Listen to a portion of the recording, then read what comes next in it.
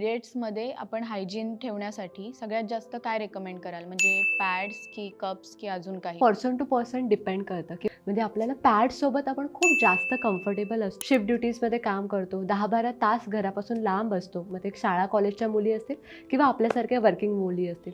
So त्या केसमध्ये कसं होतं, की आपल्याला ते टाईम टू टाईम कपडा बदलणं, मग तो स्वच्छ करणं पॉसिबल होत नाही. त्यासाठी आपण पॅड्स वापरतो. पण बायोडिग्रेडेबल पॅड्स हा खूप चांगला ऑप्शन सध्या अवेलेबल आहे. पॅड्स वापरताना ही प्रिकॉशन घेतली पाहिजे, की तो 3 ते 4 तासांनी बदलला गेला पाहिजे. मॅक्सिमम पॅडचं लाईफ हे 3 ते 4 तास असलं पाहिजे.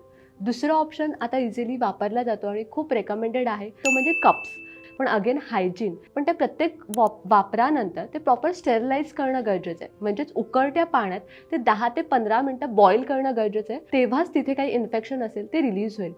आणि थर्ड ऑप्शनसुद्धा आहे, तो म्हणजे कॉटन पॅन्टीज.